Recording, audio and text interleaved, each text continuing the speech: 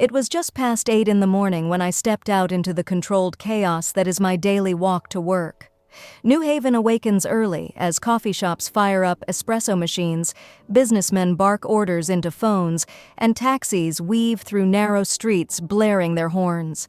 As a graphic designer in the heart of the city, I've grown accustomed to navigating the hurried crowds, avoiding flailing briefcases and sidewalk confabs between strangers. I took a deep breath of the crisp fall air before descending the stone steps from my brownstone apartment. Alex always teases me for pausing each morning to take in the surroundings. "New Haven waits for no one, Evelyn," he'd say with an amused grin. My husband thrives on the frantic pace of this urban landscape. As an architect, the towering skyscrapers and construction cranes that dot the skyline symbolize progress and possibility. As I merged onto Bower Street, the usual barrage of sounds washed over me: grinding metro brakes, musical buskers, and the endless click-clack of commuters' shoes against pavement. Scents of exhaust and chestnut mingled curiously, but suddenly, my morning ritual was interrupted by the grating voice that could only belong to one person. "Oh, Evelyn! I was hoping to catch you." My mother-in-law, Edna Harrow, waved dramatically from across the street, nearly smacking a bicyclist with her large canvas tote. I sighed, bracing myself for what was sure to be an onslaught of unsolicited opinions about my life. Edna prided herself on keeping it real, which really translated to sticking her nose where it didn't belong. "Edna, hello?" I said, praying the walk sign would soon permit my escape, headed to work so I can't be late. As she shuffled towards me, I noticed people veering instinctively out of her path. Edna's diminutive frame belied her talent for occupying an inordinate amount of space. "I won't keep you long, dear," she replied. "I just wanted to remind you about the family dinner at our place this Friday. 7 o'clock sharp, don't be late." I bristled slightly. Having heard the dinner invite multiple times already, Alex's mother never missed a chance to passive-aggressively critique my timeliness. "Yes, of course, Edna," I assured her, hoping courtesy might temporarily subdue her meddling tendencies. "I'm looking forward—" "Wonderful," she interjected before I could finish. "Oh, and I have a new kale salad recipe I want you to try. Gotta look after that figure of yours." She eyed me critically as I recoiled in familiar frustration. "I appreciate the concern," I said thinly, "but really need to—" "And wear something more formal this week," Edna pressed on, oblivious to nearby pedestrians who shook their heads in commiseration. "None of those flamboyant outfits you artsy types love so much." She let out a grating laugh. "Anyway, see you Friday. Love you, dear." Before I could respond, she had already bustled away down the block, leaving only a flickering annoyance in her wake. I took a deep breath and continued my walk to the office, bracing for the next round of Edna's commentary in a few days. Alex meant well, but continually underestimated his mother's capacity for meddling in our lives. I could already envision her invasive critiques of my salad consumption and attire choice at the upcoming dinner, but I was determined not to let her ruin my morning. I had a client presentation at work to focus on, though with Edna as a mother-in-law, tranquility always seemed short-lived. Surely I could strategize ways of dodging her eruptions. If only I knew then what was in store. The week passed smoothly enough as I immersed myself in a major project for Ulta. Their marketing VP was notorious for sending designs back repeatedly until even the smallest hues satisfied her refined tastes. Every gradient shift and font adjustment had to be just so before earning her seal of approval. Luckily, graphic design has always come naturally for me, manipulating shapes and colors to strategically influence emotions. My knack for the craft made navigating persnickety clients considerably less irksome. By Thursday evening, I finally received the VP's coveted email granting approval of the concept boards. Triumphant, I dashed home to tell Alex the good news over takeout Thai at our kitchen island. He knew well the slog of earning a nod from that perennial indecisive executive. "This calls for a toast," Alex beamed, raising his wine glass after I related my victorious call with Ulta. "Here's to finally satisfying the most unpleasable woman in New Haven." "I'll drink to that," I laughed as we clinked glasses. Alex's energy tended to be infectious. In the glow of my career win and the pool of light above our counter encapsulating the takeout feast below, the chaos of life briefly paused. No jangling phones, honking horns, or smog to permeate the tranquility of this moment. Too bad not all obstacles can be overcome with a redesigned logo, I added after a few bites of pad thai, recalling the ever-present hurdle that was his mother. Alex nearly choked mid-noodle at the abrupt mention of Edna. "Come on now, Evelyn," he admonished gently once recovering. "Mom means well even if her approach is a bit overblown at times." I raised my eyebrows, unconvinced that a woman who regularly comments on the state of my hips could ever just mean well. As Alex described a complex 3D modeling project at his architecture firm to pivot back to less fraught topics, my cell phone suddenly blared from down the hall. Glancing at the clock, nearly 9 p.m., I wondered who could possibly be calling at this hour. Leaving Alex discussing truss configurations with himself, I fished out my loudly vibrating phone from my purse and froze. Why on earth would Edna be phoning me now? Hesitantly, I answered while shuffling toward the guest room and closing the door. "Evelyn, dear," Edna's grating voice filled my ear without preamble. "I'm so glad you picked up." Here we go, I thought. I've been thinking more about that salad I mentioned, and I really think we should have that on Friday, rather than stroganoff. Don't want to push too many carbs on the family. She cackled as though revealing a brilliant scheme instead of further encroaching on our dinner menu. "Well, actually," I started, gripping the phone tightly and lowering my voice so Alex wouldn't overhear from the other room. "I already bought all the ingredients for Alex's favorite stroganoff dish, so I can't really change it now." "But dear, think of your figure," Edna interjected with assumed authority. "Doesn't Alex want a trim wife? Men hate it when women let themselves go after marriage." I nearly choked at the audacity and inaccuracy of such a statement. Trying to restrain my frustration, I replied evenly, "I appreciate your input, Edna, but I'm perfectly happy with my lifestyle and diet. This isn't up for discussion." An indignant huff met my ears. How I longed to simply hang up, but refusing to engage would only spur further pestering. As Edna launched into a diatribe on waistlines and wifely duties, I slumped against the wall, watching the minutes tick by on my phone screen, trapped in this one-sided barrage. Friday's dinner loomed menacingly, no doubt bringing fresh critiques with it. Would obtaining composure despite Edna's eruptions forever remain out of reach? I could only paint on a smile and endure silently for so long before the cracks showed. The aroma of browned meat and simmering vegetables enveloped me as I bustled around the kitchen that Friday evening. Outside, the chill of fall embraced New Haven, leaves abandoning branches, evenings growing shorter. But inside the warmth of the Harrows family home, tensions simmered beneath the surface. I added a dash of thyme to the bubbling stroganoff, pausing to gather myself before the imminent arrival of Alex's family. Edna would no doubt critique the lack of salad despite my attempts at diffusing her obsession. As I reached to stir the pot, the old burn scar on my wrist caught the light. The mark summoned memories of college days in my cramped apartment, trying desperately to teach myself to cook with little success. Come to think of it, most skills I possessed were self-taught born of necessity, design, cooking, navigating the landmines of toxic in-laws. Trial and error has been my lifelong tutor. The kitchen timir dinged, signaling the stroganoff was complete. As I transferred the food to a serving bowl, Alex entered, greeting me with a swift peck on the cheek. Over his shoulder trailed his parents, the commanding presence of Edna entering ahead of Alex's meek father. I braced for impact. "Wow, something smells delicious," boomed Edna's voice, permeating every corner of the house.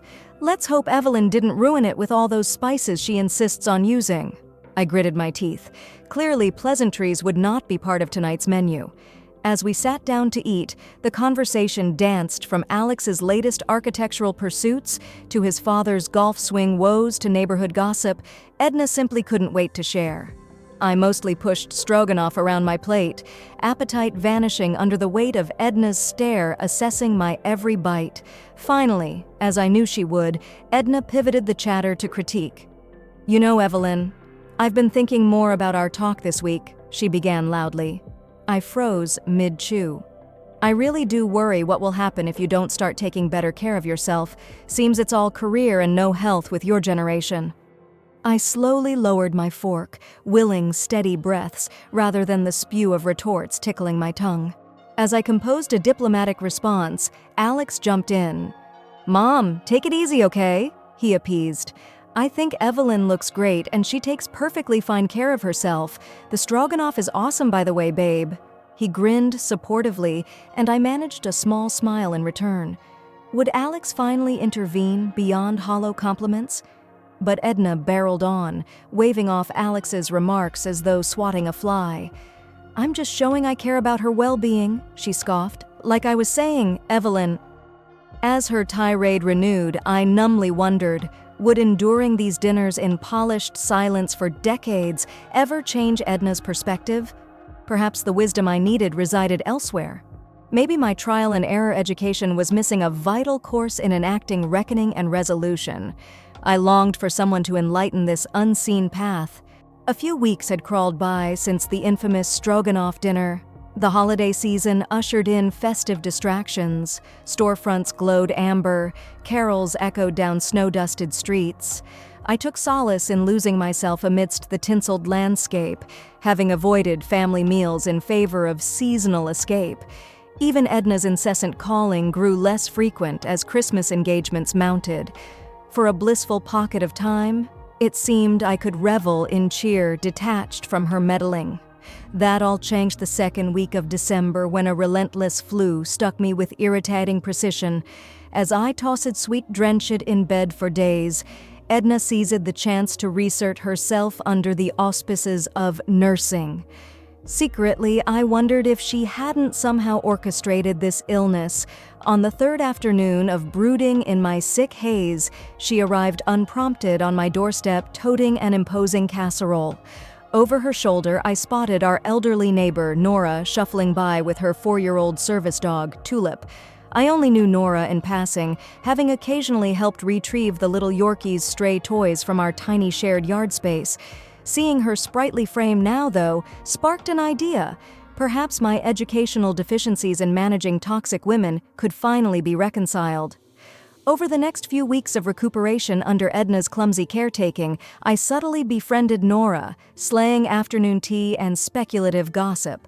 Gradually, I let slip tidbits of my ongoing battle with Alex's mother, watching Nora's eyes widen knowingly as I recounted Edna's commentary on my cooking, career, fashion sense. No criticism, spared detail evaded her diagnostic wrath. Nora listened thoughtfully, reflecting before responding. "What your mother-in-law fails to realize, Evelyn dear, is that controlling spirits often germinate from feelings of powerlessness," she said, handing Tulip another treat. "I suspect there are hidden wounds lurking beneath her misplaced meddling." I nearly choked on my Earl Grey. "Wounds? You're saying I should feel sorry for her bullying?" Nora chuckled softly at my incredulity. "Not at all," she replied patiently. "Just that approaching malcontent with empathy rather than aggression can unlock breakthroughs and compromise impossible through opposition alone." I slowly stirred my tea, steeping in her wisdom. Could Edna's cruelty stem from lifetime's hurt I'd failed to grasp? Might genuine connection calm her angst beyond tongue-biting tolerance? I suddenly ached to embrace Nora's teachings, perhaps becoming the conduit of healing I'd unknowingly sought all along.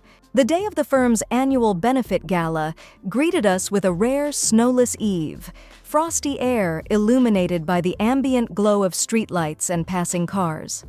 I rifled through my closet considering ensemble options, Nora's sage advice echoing through me. Perhaps tonight could offer opportunity for connection beyond cruel barbs with Edna.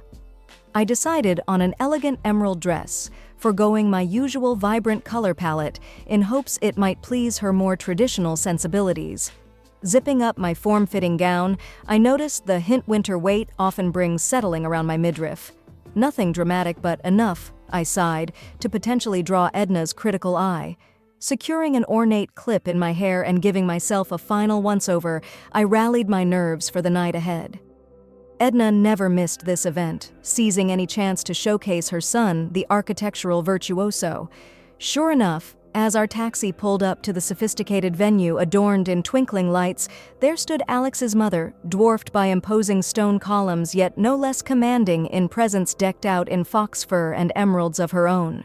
Beside her hovered Alex's unassuming father Raymond, along with Alex, speaking enthusiastically with a colleague, but diverting his attention immediately to wave eagerly at our arrival. "Evelyn, darling, so glad you could make it." Alex rushed over for an embrace. As I smiled up at him, I noticed his pupils slightly dilated. He had clearly started happy hour early, whilst schmoozing wealthy donors. A mild buzz always made these stuffy events more palatable. Over Alex's shoulder, I marked Edna, scrutinizing my attire, likely determining how soon she could make underhanded weight comments without seeming impolite. Sure enough, we barely moved inside the lavishly decorated venue before she sidled up to me conspiratorially. "What a nice dress, Evelyn. The color almost conceals how much poorer your posture has grown," she remarked with faux concern, adding, "I suppose hunching over computer screens all day will do that, though. Such a shame given how lovely straight shoulders can make a gal appear." I gritted my teeth, straining to summon Nora's wisdom, rather than snapping at her unflinching gall. Sensing my restraint, Edna pressed on, "Not to worry, dear. This stunning event deserves our smiles, even if funded by my generous check, although I may need your assistance contributing this year. Now, let's find our table." She shuffled away abruptly, leaving me fuming in her wake. How does one redirect a torrent of malignant commentary masquerading as maternal care? I grappled for Nora's lessons, quickly fading beneath waves of familiar frustration. The glint of the polished marble floor offered feeble clarity. Perhaps the true balance rested not in response, but release. As I moved to follow Alex's mother in hopes of gleaning her meaning, a distinguished gentleman touched my shoulder tentatively. I turned to see one of Alex's older partners, Mr. Quinn, behind me, wearing a grave expression. "Excuse me, Evelyn, but do you have a moment?" he asked urgently. I followed him to a quiet corridor by the large mahogany doors, feeling suddenly chilly without the crowds. He removed a document from his interior jacket pocket, regarding me seriously. "I'm afraid this evening brings news you may find deeply troubling considering your ties to our firm." I stood motionless as Mr. Quinn related the alarming contents of the document. Apparently, an anonymous tip had arrived that morning, implicating Alex and evidence of an affair that compromised multiple major contracts over the years. Photos of Alex entangled with various women after work events left little room for doubt, even as my mind struggled to absorb this jarring reversal. Mr. Quinn concluded solemnly that while the claims required further investigation, if validated, they necessitated Alex's immediate removal from current leadership roles, along with scrutiny around our finances, given my status as his wife. "I am so very sorry to have to reveal this under such circumstances, Evelyn," Mr. Quinn offered gently. "Please know we will handle the inquiry and any transitional matters discreetly as details are confirmed. For now, I suggest focusing on self-care while determinations unfold." Mind swirling, I somehow found myself retrieving my coat and stumbling out of the gala into the biting night air. I wandered numbly down still streets until happening upon a small neighborhood church where a sign reading "Women's Empowerment Session" beckoned warmly from within. Drawn instinctively towards any spark of clarity, I slipped inside the modest hall where a circle of metal chairs contained a collection of diverse ladies, chatting amiably as if oblivious to the darkness outside these walls. A kind older woman with striking silver hair noticed me lingering tentatively by the door as the session resumed and waved me over to an empty seat next to her, just as the apparent group leader stood to address the room. "Welcome everyone to this week's discussion and empowerment session for women facing life's challenges," the leader proclaimed vibrantly. "We so value connection and supporting one another." As her words blurred into the background of my racing thoughts, I found myself unexpectedly weeping right there alongside total strangers, too consumed in their own growth to judge mine. The silver-haired woman simply passed me tissues and rubbed my back gently until the wave of anguish and confusion again receded, leaving only hollow shock behind. In the space created by finally releasing emotion I hadn't realized burdened me so profoundly, her earlier welcome registered with sudden clarity. Maybe these women could comprehend my turmoil far better than most and guide me to long-evaded truths. As I sat up slowly catching stray tears amidst smeared mascara, a new chapter lay before me, one unleashed by finally voicing my vulnerabilities aloud. The support group became my refuge over the following weeks, as details of Alex's indiscretions sparked inevitable conversations at home, oscillating between stunned denial and screaming blame on both sides. Weekday evenings in our cramped apartment inevitably escalated into draining exchanges, leaving me an empty husk, retreating to bed while Alex paced the living room, grumbling whether to resign or fight the firm's investigation.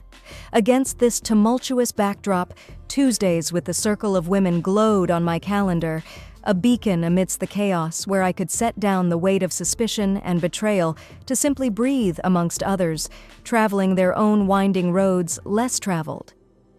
Cynthia, the silver-haired woman, proved especially astute at reading my shifting moods each session. Often during lulls in sharing, I would catch her observing me intently as if glimpsing a familiar resilience behind my weary eyes. One blustery Tuesday, after I detailed the latest discouraging legal consultation Alex received earlier that day, she leaned over with a knowing look. "That man of yours? His dishonesty cuts deep some days, yet other times duty still compels you towards fidelity," she whispered. I blinked, surprised at her intuitiveness regarding my conflicted feelings towards Alex in recent weeks. Cynthia continued, "The path ahead remains yours to forge, dear. In time, vistas obscured by current fog will unveil possibility unimagined." I nodded slowly, reflecting upon paths among the figurative rubble I had not contemplated during relentless efforts trying to salvage Alex's firm standing. That Saturday morning, the universe itself seemed to resonate with Cynthia's sentiments as I emerged from my morning yoga class into a landscape transformed. The previous night's relentless downpour had given way at last to a world washed anew. Drainage ditches brimmed with rainwater sparkling clean in the emerging sunlight. Despite winter's grip, hopeful buds adorned bare branches reaching towards parcels of blue amidst dissolving clouds. I stood centered, taking in lungfuls of clarity when I noticed Alex striding purposefully towards me from his parked sedan, face set with unfamiliar resolve. Wordlessly, he embraced me, the raw vulnerability of this gesture at odds with his typical detached strategic planning during recent tribulations. When he pulled back, eyes shone with startling realization.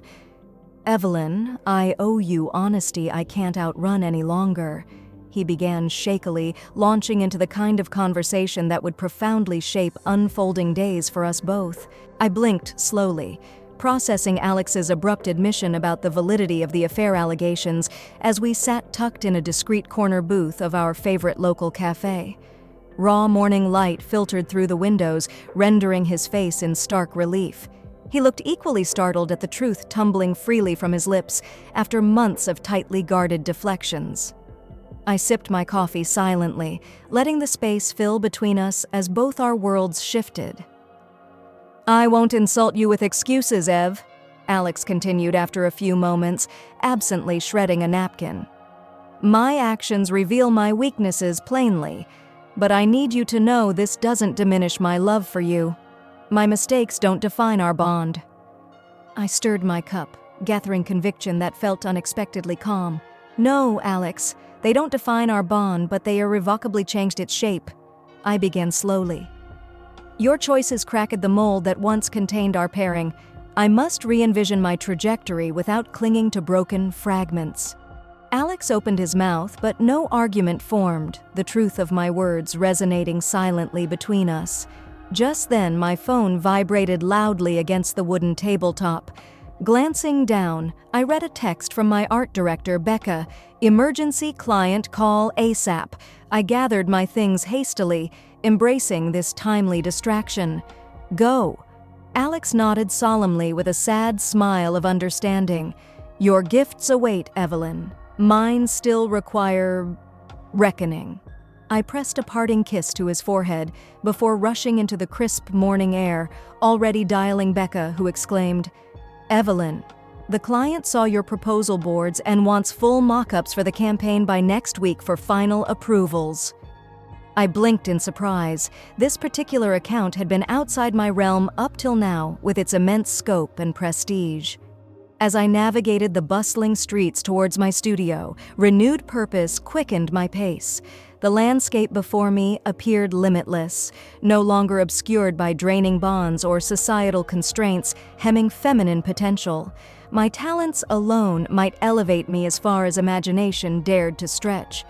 As I stepped across the studio threshold on the precipice of flourishing independence, awake to life's vast possibility, I sensed deep wisdom in Nora's earlier assurance: the most fearless woman is the one most free. In the months following Alex's reckoning, spring's thaw ushered in not just blooming bulbs peeking through thawed soil, but new rhythms and rituals to my days no longer anchored by withering matrimony. Weeknights often found me nestled fireside with a bottle of Malbec, sketching designs privately commissioned as word spread regarding the soaring success of my breakout campaign for L'Oreal. The tangy scent of takeout tikka masala from my favorite Indian spot down the street frequently perfumed my makeshift home office. While still adjusting to rattling around the once shared apartment alone, I discovered comfort in the community of support group women, making casual plans like museum trips or getting drinks to celebrate milestones like Cynthia's retirement. My phone also sporadically lit up with texts from Alex after filing divorce papers, mostly article links he thought might amuse me the way inside jokes once did. Bittersweet pangs of nostalgia still arose amidst flourishing independence. One particularly balmy evening as I reviewed billing statements, the familiar grating ringtone I'd assigned Edna warbled from my cell, unexpected after months without contact. Hovering my thumb hesitantly over the answer button, I suddenly recalled with stark clarity her scathing remarks on aesthetic perfection made casually over family dinners. How I had choked down independent thoughts while conceding to Alex's justifications of her good heart beneath callous gestures.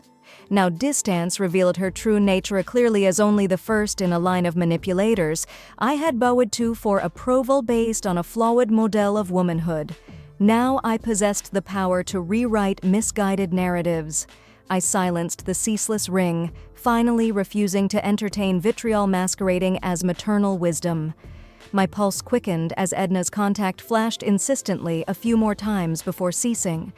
Though she would surely redouble gossip-fueled efforts to disparage my character for resisting subservience, no longer could her disdain bruise my blossoming truth. I would tend solely the fertile soil of my own making, cultivating connection rooted in mutual nourishment, allowing all to thrive equally. The women who had illuminated darker passages with me deserved tending. Those who nourished me with wisdom as I groped for peace amidst chaos deserved celebrating tonight. I grabbed my purse, heading out the door to embrace the emerging spring night and the newfound family awaiting my arrival across town, spirits as light as the season itself. I awoke early on a breezy September morning, sunbeams dancing across my comforter as I slowly stretched awake. Down the hall, soft clattering emanated from my kitchen, along with the inviting aroma of sizzling bacon. I smiled to myself before rising to join my guest and longtime confidant, Cynthia, who had become a more frequent visitor these days as she adjusted to retired life. Padding softly out towards the crackling skillet, I paused in the hallway, observing framed photos chronicling the robust seasons since walking away from toxic ties. Pictures of the ladies beaming brightly after sharing wine on various rooftop bars, group photos after the 5K race we completed last spring, and candid shots illuminating both tears and triumph behind vulnerability. My gaze shifted to the sunlit kitchen, where Cynthia now hummed cheerily over a perfect platter of breakfast she insisted on preparing before our weekend retreat. In my wise friend's radiant, nurturing glow, the entirety of my journey washed over me suddenly. How much strength and solace origins from unanticipated places. Cynthia turned, noticing my reflective presence with a raised eyebrow. "What has you smiling out there so mysteriously?" she inquired lightly while unpacking organic blueberries.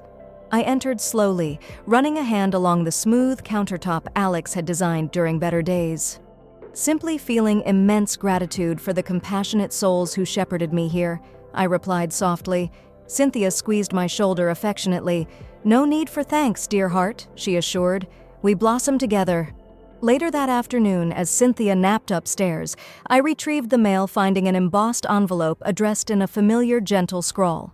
Sliding a fingernail gently under the crease, I extracted a card with a photograph of Alex grinning widely with his arms draped around two fresh-faced young men smartly clad in graduation robes. I studied the image in surprise. When had his sons reached such maturity? Flipping the card over, read a brief note in Alex's sloping script. "Evelyn, just a little update from my world today as the boys finish college at last. We talk often about you and toast the wisdom you awakened in all of us. I do hope our paths cross again someday, but until then, I wish you profound peace and light always. Yours, Alex." I held the card to my chest, a bittersweet mix of nostalgia and pride welling within me. So much life had unfolded for us all while destiny propelled me towards indescribable new frontiers. Sliding Alex's missive into the love-worn recipe box, where I stored sentimental keepsakes by the window, golden afternoon light illuminated bold brushstrokes of a promising artwork nearing completion upon my easel. I stepped back, surveying the vivid layers, evoking women dancing, nurturing, soaring across the colorful canvas. Here and there, familiar beloved faces peeked through, though the essence conveyed transcended individual identities. I realized with a start, this was no mere artwork, but an alchemical mirror, reflecting the collective sisterhood I had discovered by stepping firmly into my power at last.